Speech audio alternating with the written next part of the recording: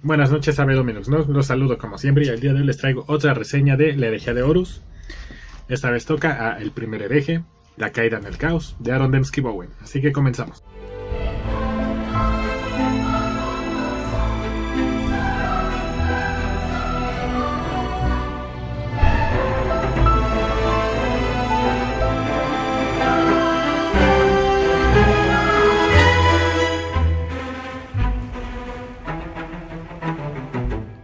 Ya he hablado mucho sobre Aaron Dembski Bowen en este canal, es mi escritor favorito, tengo que admitirlo. Él es capaz de hacer que un tema tan, digamos, especializado como es el universo de Warhammer 40.000 sea accesible para cualquier persona. Así no importa que tú no conozcas nada de Warhammer 40.000, una novela de Aaron Dembski Bowen es calidad absoluta. ¿Por qué? Porque él sabe cómo llamar la atención de la gente, simplemente es un buen escritor. Así lo dejo, ya no voy a dar más explicaciones.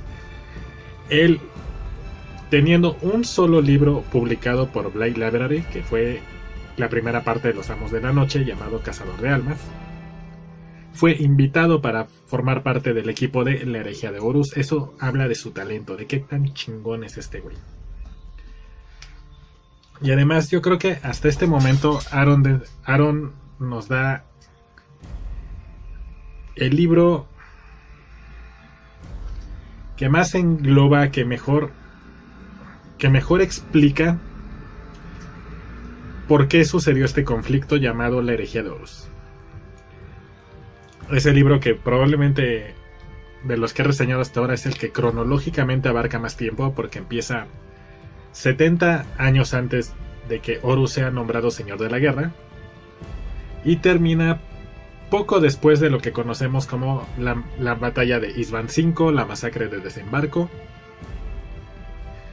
que hasta ahorita solo hemos visto en el libro de Fulgrim, el número 5. Este libro nos lo cuenta desde el punto de vista de la Legión número 17, los portadores de la palabra. Y hemos visto un poco sobre esta legión y estos personajes. Uno de sus capellanes, llamado Erebus, es un personaje que ha salido desde el primer libro. Ya todos lo conocemos, es este cuate con la cara tatuada llena de runas. Ya escuchamos hablar un poco sobre la legión, los portadores de la palabra, en el libro número 5, Fulgrim, durante la batalla de Desembarco. Y bueno, este libro nos da de primera mano qué sucedió con la legión, qué sucedió con su primarca, qué lo llevó a hacer lo que hizo, qué fue lo que él descubrió y cuáles fueron sus pasos a seguir para sembrar las semillas de la traición, las semillas de la herejía, y eventualmente hacer que Horus y la mitad de sus hermanos primarcas le dieran la espalda al emperador. Y al final del libro nos vamos a dar cuenta que realmente estamos viendo las cosas al revés. Horus y los hermanos que se rebelaron al traidor no los podemos catalogar como los malos de la historia. Les llaman las legiones traidoras, pero al final nos vamos a dar cuenta que ellos simplemente fueron los más leales a la humanidad y curiosamente más leales a lo que pregonaba el emperador con su cruzada. Este libro nos incluye como personajes principales voy a mencionar 3, aunque menciona más.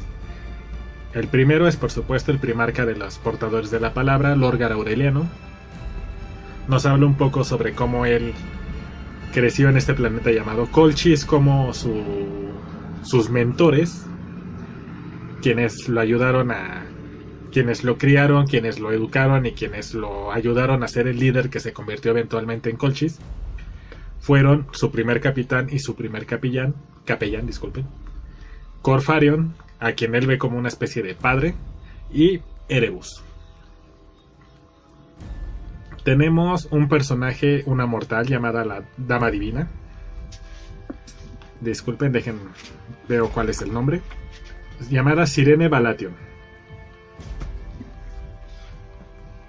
Hasta ahora en los libros anteriores de la Herejía de Horus hemos visto personajes que no son Astartes, que no pertenecen al Adeptus Astartes, que son mortales, algunos rememoradores, algunos soldados por ahí, un par de asesinos, digamos, un par de dobles agentes, pero siento que los ponen ahí por ponerlos. Como, bueno, ya vamos a poner un par de personajes que sean mortales y ya. No, Aaron lo que le encanta hacer es que incluir personajes que son humanos, son mortales, y darles un papel muy protagónico en la historia. Quienes ya leyeron Los Amos de la Noche recordarán a Septimus y a Octavia, a los esclavos de la primera guerra de Talos Valcoran. Ellos son parte muy importante de lo que es la historia, no simplemente están ahí por ponerlos, por cumplir. Realmente sus decisiones tienen peso en la historia. Entonces eso sucede aquí en este libro con Sirene Baratheon. Y por último, como personaje principal tenemos a Argeltal. Argeltal es el comandante de la séptima compañía. Él fue educado y fue entrenado por Erebus. De hecho, la escena que nos abre las puertas a este gran libro es una escena de cómo Erebus va a la aldea de Argeltal para llevarse a este niño para ser iniciado en lo que es el Adeptus Astartes. Y quien recibe a Erebus es la madre de Argeltal. O sea, estamos viendo a un Astartes, cómo era su vida antes de convertirse en un guerrero del emperador, en un legionario, en un Astartes propiamente dicho. Rara vez vemos este tipo de cosas en estos libros. Rara vez conocemos a los soldados o a los personajes antes de empezar a combatir para el imperio. Porque recuerden que todos ellos empezaron siendo humanos simples y sencillos, y después fueron elegidos por la legión y fueron sometidos a todo este proceso para convertirse en Astartes. Así empieza el libro y creo que es una forma magnífica de hacerlo. Todo empieza en lo que llaman la ciudad, en Monarquía, la ciudad divina, creo que así le llaman. La ciudad divina o la ciudad perfecta, algo así. La ciudad divina.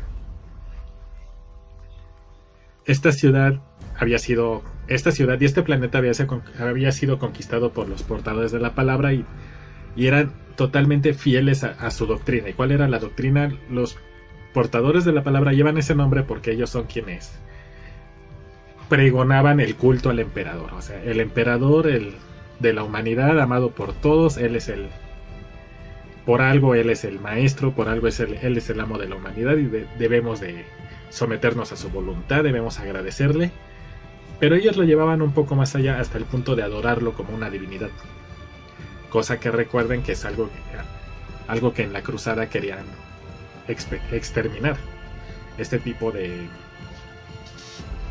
supersticiones sobre dioses y demonios.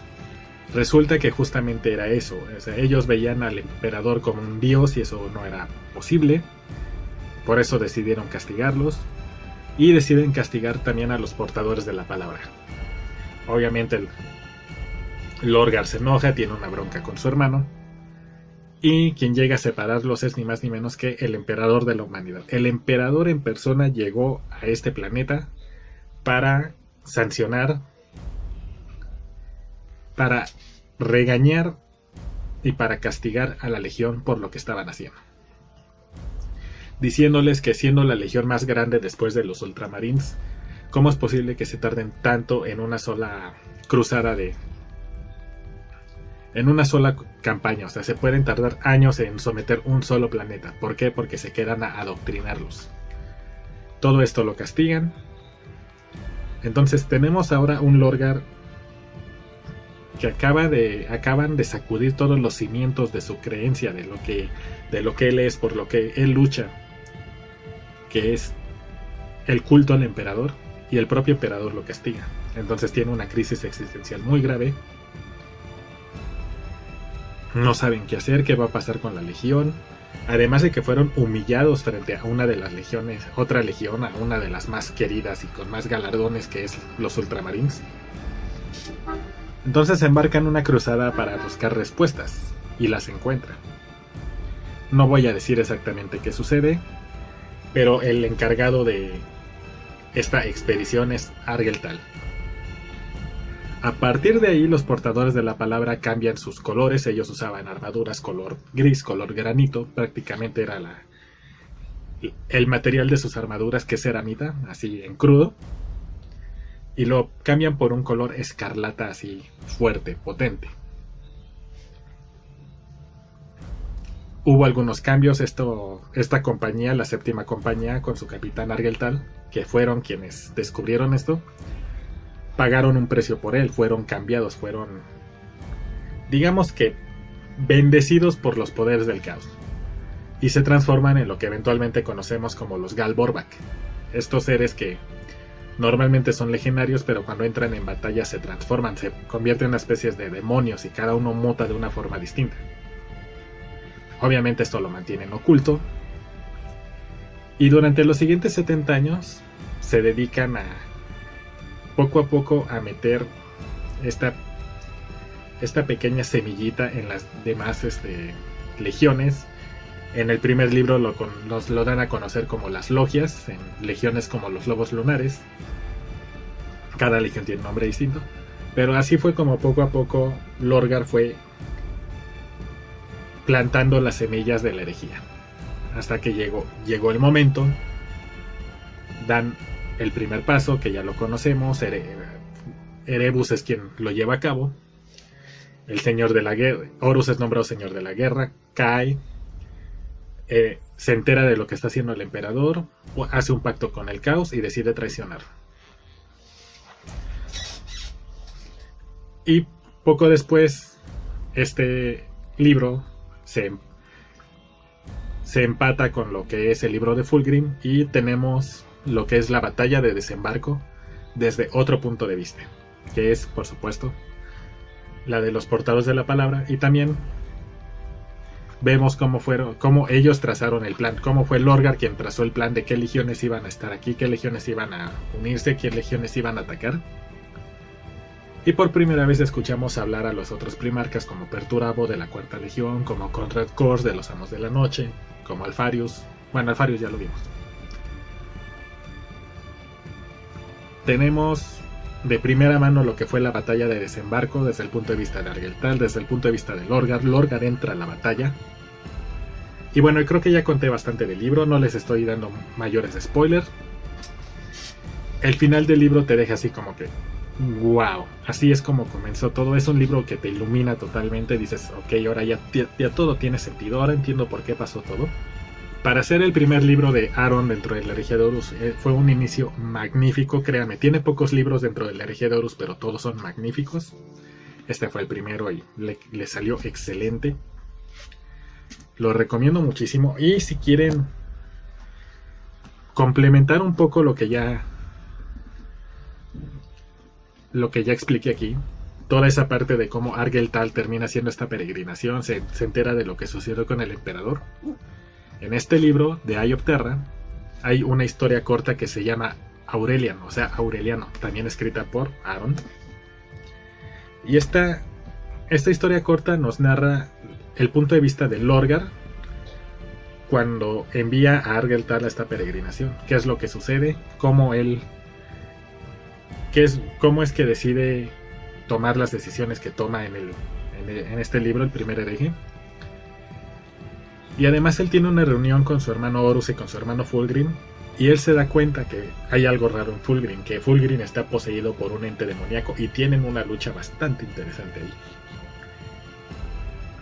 Tras lo cual Horus se da cuenta de lo que sucedió con su hermano Fulgrim y después decide ayudarle. Pero bueno, es un muy buen complemento, repito, de Eye of Terra. Creo que se puede conseguir esta historia corta en español, no estoy seguro, pero si la encuentro les voy a dejar el link para que también la descarguen. Y bueno, por mi parte sería todo. Yo sé que hablé más de lo que debería, conté muchísimo sobre el libro, pero es porque es mi escritor favorito, me fascina, me emociona. Pero créanme que no les di mayores spoilers. Ustedes tienen mucho por leer y tienen mucho por lo cual emocionarse. Y bueno, por mi parte sería todo. Muchas gracias. Por favor, compartan, por favor, suscríbanse, den manita arriba, manita abajo es bienvenida.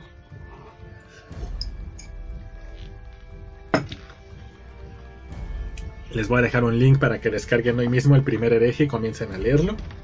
Y si puedo, les dejo el link para que descarguen la historia que viene en este libro llamado Aureliano. Como siempre, les voy a pedir únicamente que compartan el canal, que se suscriban, que le den manita arriba, manita abajo, cualquier cosa es bienvenida. Esa campanita píquenle para que su teléfono les avise cuando yo subo un video. Y bueno, no me queda otra más que decirles muchas gracias. Yo soy Humberto, Distancia de Medianoche, y hasta la próxima.